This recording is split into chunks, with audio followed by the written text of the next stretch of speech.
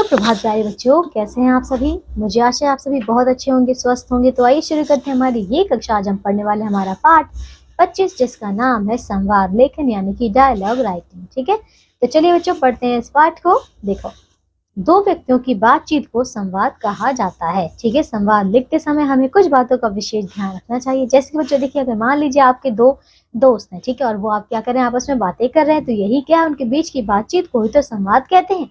चलिए अब कुछ यहाँ पे विशेष बातें ही नहीं भी पढ़ लेते हैं बच्चों। पहला है, संवाद छोटे और रोचक होने चाहिए।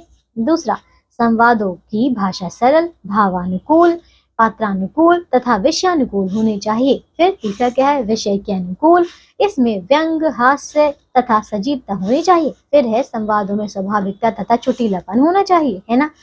फिर संवाद लिखते समय उनकी क्रमबद्धता का ध्यान रखना चाहिए, अर्थात एक पात्र का संवाद दूसरे के संवाद से परस्पर जुड़ा होना चाहिए, साथ ही एक एक वाक्य विषय से जुड़ा होना चाहिए। ठीक है, तो बच्चों ये कुछ विशेष बातें। आइए अब हम एक एक करके बहुत सारे यहाँ पे उदाहरण भी पढ़ेंगे। तो पहला क्या है, यहाँ पे दो मित्रों में छुट्टियां व्यतीत करने में संवाद हो रहा है। ठीक है, देखिए तो यहाँ पर बच्चों दो मित्र हैं, एक तो नीरज है और कविता। तो बच्चों देखिए, नीरज कह रहा है कि गर्मी की छुट्टियों में मैं तो नीलकंठ जाऊंगा, है ना।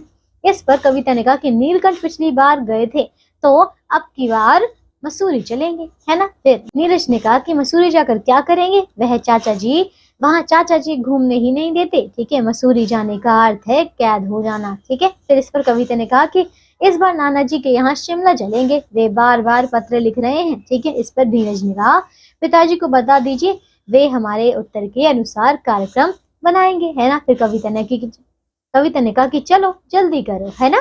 ऐसे हो गया बच्चों के बीच का संवाद। अब देखिए दूसरा विषय हमारे पास है, आप फरीदाबाद स्टेशन से फोन द्वारा सूचना लीजिए कि रात के समय चेन्नई की ओर कौन सी रेलगाड़ी जाती है। देखो बच्चों, तो यहाँ पर है पहले आप। ठीक है, तो ये हम बोल रहे हैं बच्चों की क्या यह रेलवे पूछताछ है ना। हम जाएंगे तो ये दो बोलेंगे। फिर इस पे कर्मचारी कहेंगे कि जी हाँ, तो आप कहेंगे जी कृपया बताएं कि आज रात को चेन्नई की ओर जाने वाली कौन कौन सी गाड़ी मिल सकती है। तो इस पर फिर कर्मचारी क्या कहेगा, देखिए मद्रास की ओर 6 गाड़ियां जाएंगी। पहली गाड़ी 9 बजे है, दूसरी 10:30 बजे है और तीसरी गाड़ी बच्चों 11 बजे है। बाकी 12 के बाद जाती हैं। ठीक है, इस पर फिर आप क्या कहेंगे, इनमें से किसी में आरक्षण मिल सकता है। तो फिर कर्मचारी कहेगा कि यह आरक्षण कार्यालय से पूछे, है ना। और आप कहेंगे कि धन्यवाद, है ना। तो इसी प्रकार की बातचीत थी।